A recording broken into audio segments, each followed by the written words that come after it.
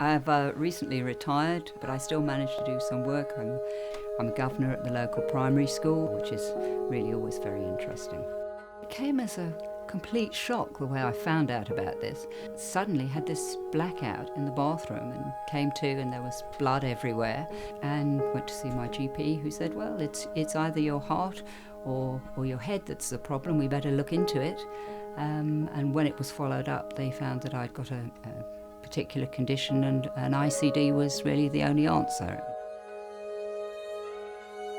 It was just a complete shock because I've never had any health problems in my life connected with my heart at all. I never really had any problems at all, and no one in my immediate family has either. I was a bit concerned about having major surgery with having wires put into my heart and so on.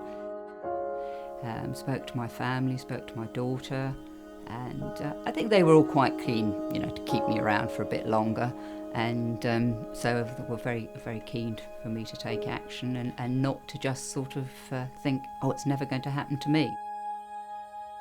When I looked into it, I discovered that there was an alternative, which was the subcutaneous ICD, and the more I looked into that, the more I felt, well, this was a much less invasive procedure, and was something that I would really much prefer.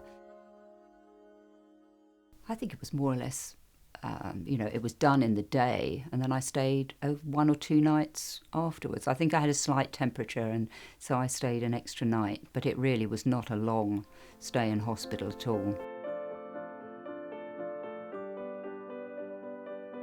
There was the fact that I couldn't drive, that I had to hand in my driving licence, and that certainly did change my life and was a bit of a nuisance. Most days I don't even think about having it. I don't experience any discomfort. It doesn't stop me doing anything I would want to do. In fact, I just don't think about it. I think my only concern when I thought about travelling with the ICD was really around the security, because that's tightened up so much in recent years that I did wonder about going through security and explaining that I'd got this implanted device. And in fact, my experience has been that people have been very helpful, very accommodating, and I really haven't had any difficulties. I suppose the other aspect that gives one some pause for thought is, what about if something happens and it does go off in some part of the world where people aren't so familiar with the procedures and the device?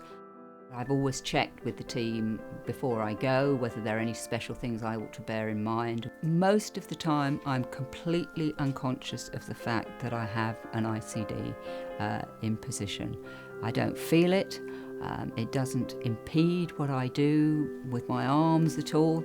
And it hasn't affected the sort of clothes that I wear. I've been very satisfied with my experiences of the staff, the operation, the follow-up, and living with the SICD afterwards. It hasn't changed my life at all, except it may well have prolonged my life.